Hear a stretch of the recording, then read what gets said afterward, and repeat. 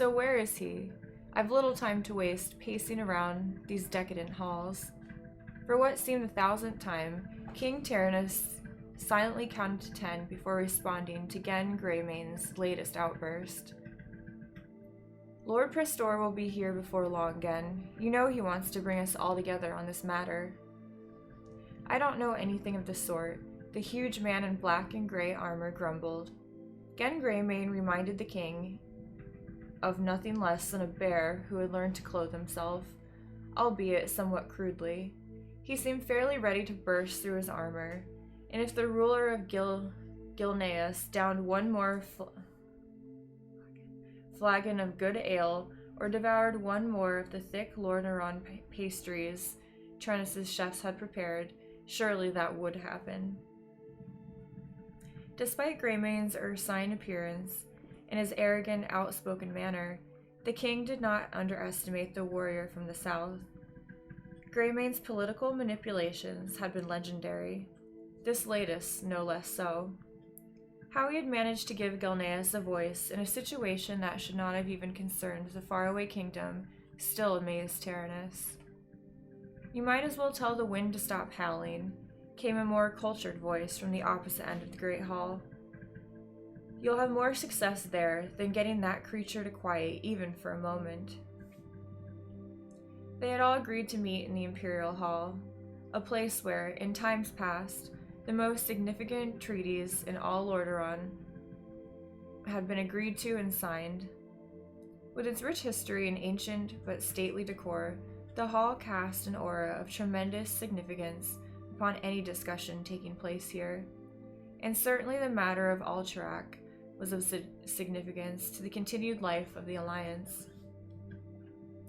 If you don't like the sound of my voice, Lord Admiral, Greymane snarled.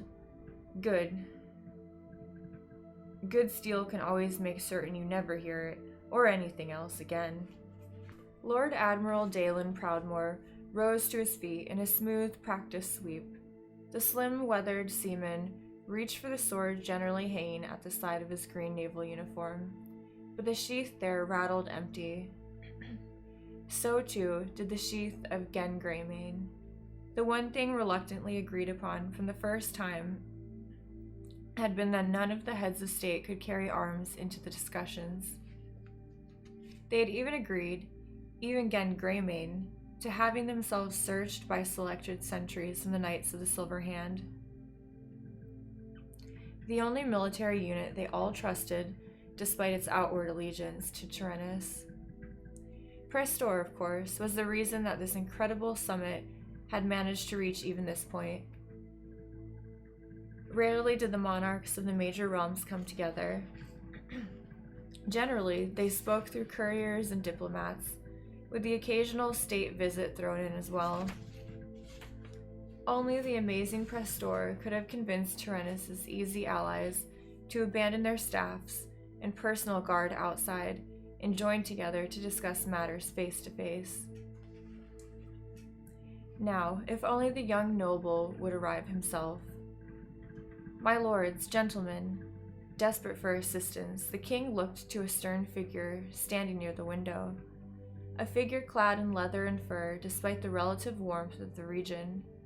A fierce beard and jagged nose were all Tyrannus could make out of Thoris Trollbane's gruff visage, but he knew that, despite Thoris's intense interest in whatever lay outside, the Lord of Stromgarde had digested every word and tone of his counterparts.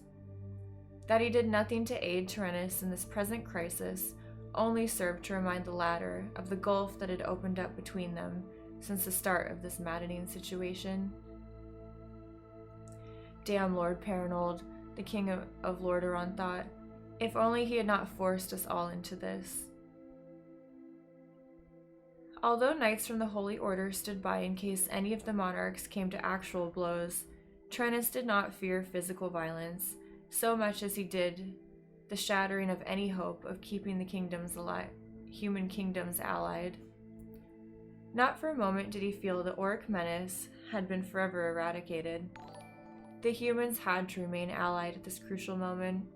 He wished Anduin Lothar Regent Lord of the refugees from the lost kingdom of Azeroth, could have been here, but that was not possible, and without Lothar, that left only. My lords, come, come. Surely this isn't seemly behavior for any of us. Prestor, Taranis gasped. Praise be. The others turned to the tall, immaculate figure entering the great hall. Amazing the effect the man had on his elders, so the king thought. He walks into a room and quarrels cease. Bitter rivals lay down their weapons and talk of peace. Yes, definitely the choice to replace Paranold. Taranis watched as his friend went about the chamber, greeting each monarch in turn and treating all as if they were his best friends. Perhaps they were, for Prestor seemed not to have an arrogant bone in his body.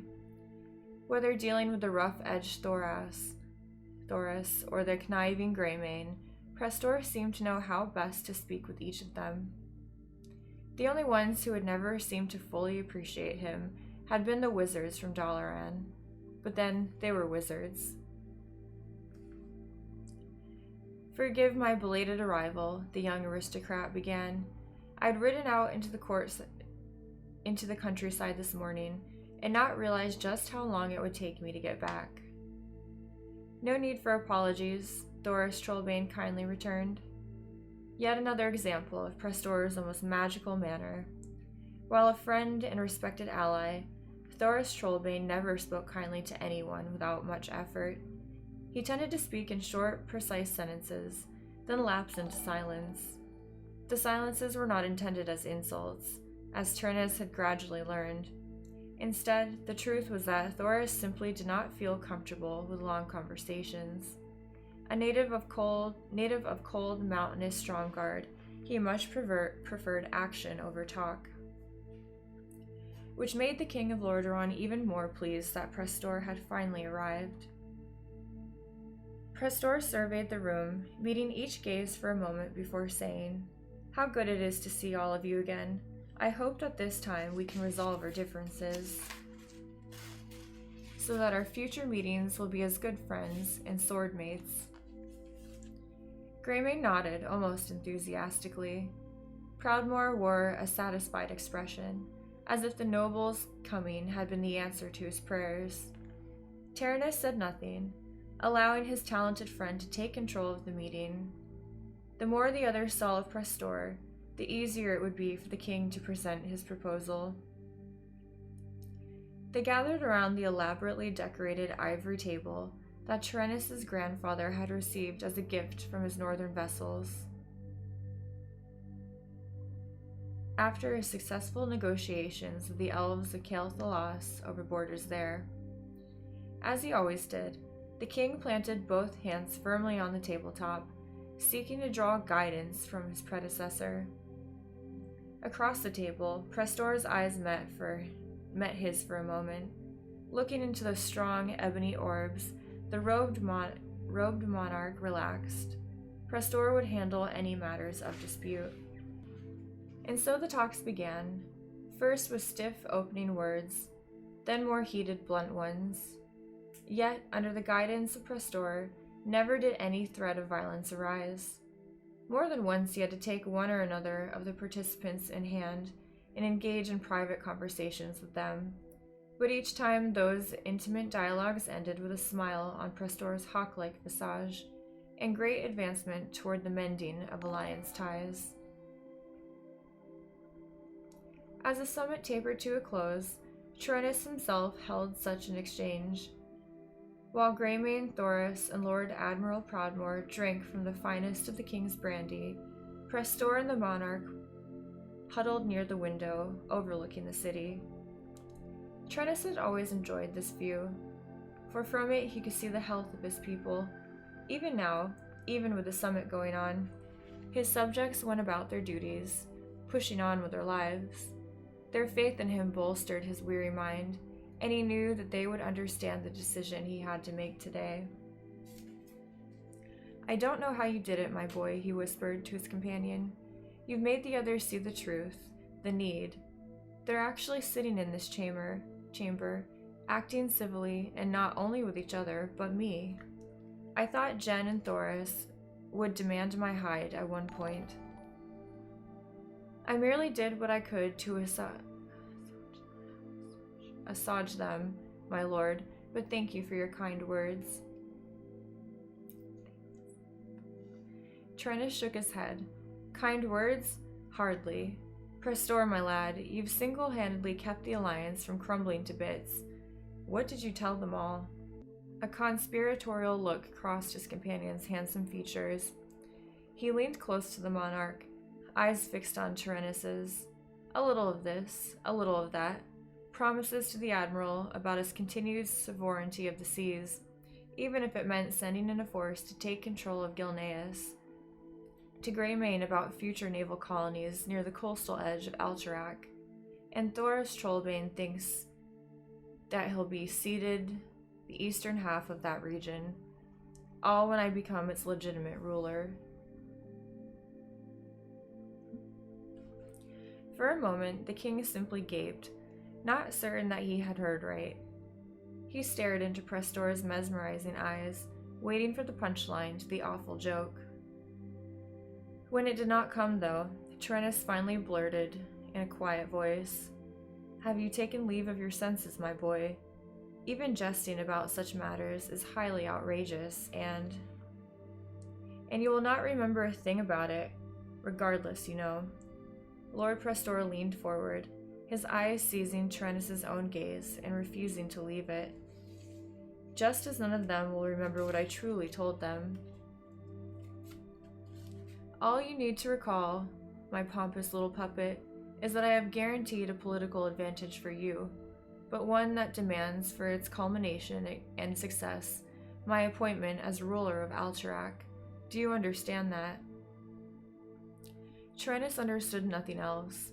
Prestor had to be chosen monarch of the battered realm. The security of Lordaeron and the stability of the alliance demanded it. I'll see that you do. Good. Now you will go back, and just as the conference comes to an end, you will make your bold decision.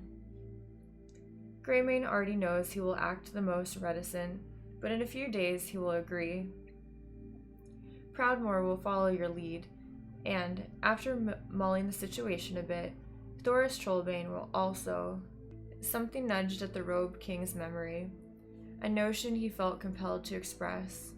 No ruler may be chosen without the agreement of Dalaran and the Kirin Tor.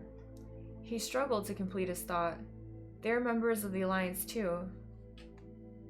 But who can trust a wizard, Prestor reminded him.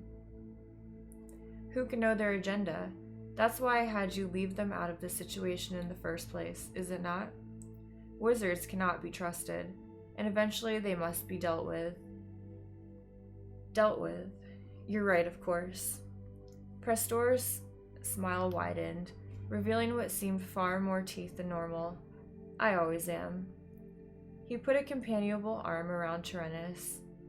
Now it is time we return to the others. You are very satisfied with my progress.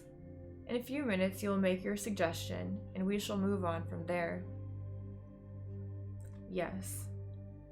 The slim figure steered the king back to the other monarchs, and as he did, Tyrannis's thoughts returned to the new business at hand. Prestor's more dire statements now lay buried deep in the king's subconscious, where the ebony-clad noble desired them. Enjoying the brandy, my friends? Trennis asked the others. After they nodded, he smiled and said, "A case will go back with each of you, my gift for your visit." A splendid show of friendship, wouldn't you say? Prestor urged Tyrannis's counterparts.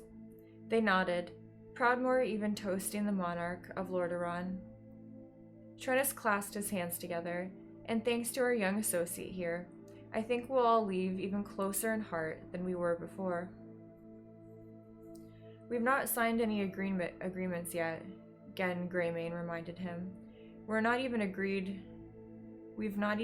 what to do about the situation. Tyrannis blinked. The perfect opening. Why wait any longer to make this grand suggestion? As to that, my friends, the king said, taking Lord Prestor's arm and guiding him toward the head of the table, I think I've hit upon the solution that will appeal to us all. King Tyrannus of Lordaeron smiled briefly at his young companion, who could not possibly have any idea of the great reward he was about to receive. Yes, the perfect man for the role. With Prestor in charge of Alterac, the future of the Alliance would be assured. And then they could begin to deal with those treacherous wizards in Dalaran. New scene. This is not right, the heaviest mage burst out. They've no cause to leave us out like this. No, they don't, returned the elder woman, but they have. The mages who had met earlier in the Chamber of Air now met there again, only this time there were 5.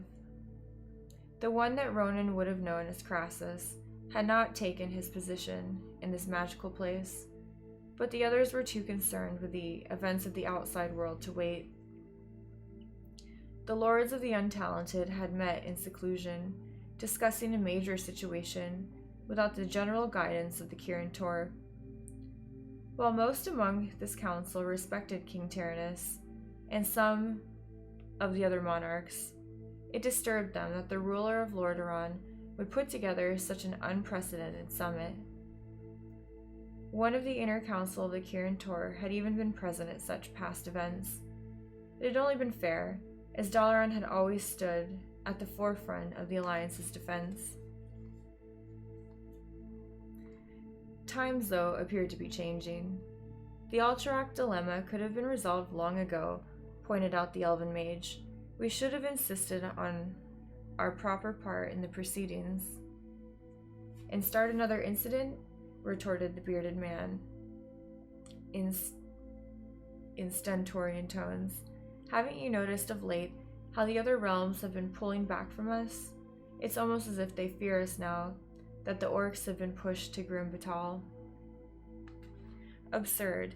The Untalented have always been suspicious of magic, but our faith to the cause is without question. The elder woman shook her head. When has that mattered to those who fear our abilities? Now that the orcs have been battered, the people begin to notice that we're not like them, that we are superior in every way. A dangerous way to think, even for us, came the calm voice of Crassus. The faceless wizard stood in his chosen spot. About time you got here, the bearded wizard turned toward the newcomer. Did you find out anything? Very little. The meeting was unshielded, yet all we could read were surface thoughts. Those told us nothing we did not already know. I finally had to resort to other methods to garner even some success. The younger female dared to speak. Have they made a decision? Crassus hesitated, then raised a gloved hand. Behold. In the center of the chamber, directly over the symbol etched in the floor, materialized a tall human figure. In every way he looked as real, if not more so, than the gathered wizards, majestic of frame, clad in elegant dark clothing, and with features avian and handsome. He brought a moment of silence to the 6. Who is he? The same woman asked. Crassus surveyed his companions before answering. All hail the new ruler of Alterac, King Prestor I. What? This is outrageous. They can't do this without us, can they? Who is this Prestor? Ronan's patron shrugged. A minor noble from the north, disposed without backing, yet he seems to have integrated himself not only into Tyrannus, but even the rest, Gen Greymane included. But to make him king, snapped the bearded spellcaster. On the surface, not a terrible choice. It places Alterac as once more an independent kingdom. The other monarchs find much about him they respect, so I gather. He seems to have single-handedly kept the alliance from falling apart. "So you approve of him?" the elder female asked. In reply, Crassus added, "He also seems to have no history. Apparently is the reason we have not been included in these talks. And, most curious of all, appears as a void when touched by magic." The others muttered among themselves about this strange news. Then the elven wizard, clearly as puzzled as the rest, inquired, "What do you mean by the last?" "I mean that any attempt to study him through magic reveals nothing. Absolutely nothing. It is as if Lord Prestor did not exist, and yet he must. Approve of him? I think I fear him." Coming from this eldest of the wizards assembled, the words sank deep. For a time the clouds flew overhead, the storms raged, and the day turned into night. But the magisters of the Kirin Tor simply stood in silence, each digesting the facts in his or her own way. The youthful male broke the silence first. "He is a wizard then, is he?" "That would seem logical," Crassus returned, dipping his head slightly to accent his agreement. "A powerful one," muttered the elf. "Also logical." "Then if so," continued the elven mage, "who? One among us? A renegade? Surely a wizard of this ability would be known to us." The younger woman leaned toward the image. "I don't recognize his face." "Hardly surprising," retorted her elder counterpart, "when each of us could wear 1,000 masks ourselves." Lightning flashed through Crassus, going unnoticed by him. "A formal announcement will take place in 2 weeks. After that, unless one of the other monarchs changes his mind, this Lord Prestor will be crowned king a month later. We should lodge a protest. A start. However, what we really need to do, I think, is to find out the truth about this Lord Prestor, search into every crevice and tome, and discover his past, his true calling. We dare not confront him openly until then, for he surely has the backing of every member of the Alliance but us." The elder woman nodded, "And even we cannot face the combined might of the other kingdoms, should they find us too much of a nuisance." "No, we cannot." Crassus dismissed the image of Prestor with a wave of his hand, but the young noble's countenance had already been burned into the minds of each of the Kirin Tor. Through silence, they agreed on the importance of this quest. "I must depart again," Crassus said. "I suggest all of you do as I, and think hard on this dire matter. Follow all trails, no matter how obscure and how impossible. But follow them swiftly. If the throne of Alterac is filled by this enigma, I suspect the Alliance will not long stand firm. However, of one mind its rulers presently are." He took a breath. "And I fear that Dalaran may fall with the rest if that happens. Because of this one man," the bearded wizard spouted. "Because of him, yes." And as the rest pondered his words, Crassus vanished again, to materialize in his sanctum, still shaken by what he had discovered. Guilt racked him, for Crassus had not been entirely truthful with his counterparts. He knew, or rather suspected, far more about this mysterious Lord Prestor than he had let on to the others. He wished that he could have told them everything. Yet not only would they have questioned his sanity, but even if they had believed him, it might have only served to reveal too much about himself and his methods. He could ill afford to do that at this desperate juncture. May they act as I hope they will. Alone in his darkened sanctum, Crassus dared at last pull back his hood, a single dim light with no visible source offering the only illumination in the chamber, and in its soft glow stood revealed a handsome, graying man with angular features, treading near cadaverous. Black glittering eyes hinted of even more age and weariness than the rest of the visage. 3 long scars traveled side by side down the right cheek. Scars that, despite their age, still throbbed with pain. The master wizard turned his left hand over, revealing the gloved palm. Atop that palm suddenly materialized a spear of blue light. Crassus passed his other hand over the spear, and immediately images formed within. He leaned back to observe those images, a high stone chair sliding into place with him. Once more, Crassus observed the palace of King Tyrannus. The regal stone structure had served the monarchs of the realm for generations. Twin turrets rising several stories flanked the main edifice, a gray, stately structure like a miniature fortress. The banners of Lordaeron flew prominently, not only from the turrets, but the gated entrance as well. Soldiers clad in the uniform of the King's Guard stood stationed outside the gates, with several members of the Knights of the Silver Hand on duty within. Under normal conditions, the paladins would not have been a part of the defense of the palace, but with some minor matters still to be discussed by the various monarchs visiting, clearly the trustworthy warriors were needed now. Again the wizard passed his other hand over the spear. To the left of the vision of the palace emerged the picture of an inner chamber. Staring at it, the wizard brought the chamber into better view. Tyrannus and his youthful protege. So, despite the end of the summit and the other rulers' imminent departures, Lord Prestor still remained with the king.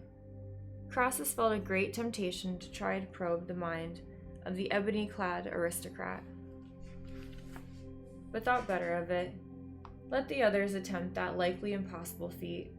One such as Prestor would no doubt expect such incursions and deal with them promptly. Crassus did not want to reveal his hand just yet. However, if he dared not probe the thoughts of the man, at least he could research his background. And where better to start than at the chateau, where the regal refugee had taken up residence under the king's protection. Crassus waved one hand over the spear, and a new image formed, that of the building in question, as viewed from far away. The wizard studied it for a moment, seeing and detecting nothing of consequence, then sent his magical probe closer. As his probe neared the high wall surrounding the building, a minor spell, much minor than he had expected, briefly prevented his entry. Crassus readily sidestepped the spell without setting it off. Now his view revealed the very exterior of the chateau, a rather morbid place despite its elegant facade. Prestor evidently believed in keeping a neat house, but not necessarily a pleasant one. Not at all a surprise to the mage. A quick search revealed yet another defensive spell, this one more elaborate, yet still nothing Crassus could not circumnavigate. With one deft gesture, the angular figure once more bypassed Prestor's handiwork. Another moment, and Crassus would be inside, where he could. His spear blackened. The blackness spread beyond the edges of the spear. The blackness reached for the wizard. Crassus threw himself from the chair. Tentacles of purest night enveloped the stone seat, pouring over it as they would have the mage himself. As Crassus came to his feet, he watched the tentacles pull away, leaving no trace of the chair behind. Even as the first tentacles reached for him, more sprouted from what remained of the magical orb. The mage stumbled back, for one of the few times in his life, momentarily startled into inaction. Then, recalling himself, Crassus muttered words not heard by another living soul in several lifetimes, words he himself had never uttered, only read with fascination. A cloud sparkled into life before him, a cloud that thickened like cotton, and immediately flowed toward the seeking tentacles, meeting them in midair. The first tentacles to touch the soft cloud crumbled, turning to ash that faded even as it touched the floor. Crassus let out an exhalation of relief, then watched in horror as the second set of tentacles enshrouded his counterspell. "It cannot be," he muttered, eyes wide. "It cannot be." As the others had done to the chair, these ebony limbs now took in the cloud, absorbed it, devoured it. Crassus knew what he faced. Only the endless hunger, a spell forbidden, acted so. He had never witnessed its casting before, but any who had studied the arts as long as he had would have recognized its foul presence. Yet something had been changed, for the counterspell he had chosen should have been the one to end the threat. For a minute it seemed to, and then a sinister transformation had occurred, a shifting in the dark spell's essence. Now the second set of tentacles came at him, and Crassus did not immediately know how to stop them from adding to their meal. He considered fleeing the chamber, but knew the monstrous thing would simply continue after him, no matter where in the world Crassus might hide. That had been part of the endless hunger's special horror. Its relentless pursuit generally wore the victim down until he simply gave up.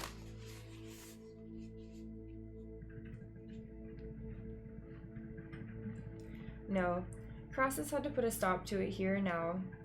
One incantation remained that might do the work. It would drain him, leave him useless for days. But it did have the potential to rid Crassus of this dire threat.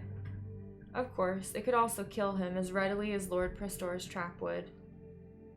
He threw himself aside as one tentacle reached out. No more time to weigh matters. Crassus had only seconds to formulate the spell. Even now, the hunger moved to cut him off, to envelop him whole. The words which the Elder Mage whispered would have sounded to the ordinary person like the language of Lordaeron spoken backwards, with the wrong syllables emphasized. Crassus carefully pronounced each, knowing that even one slip due to his predicament meant utter oblivion for him. He thrust out his left hand toward the reaching blackness, trying to focus on the very mists of the expanding horror.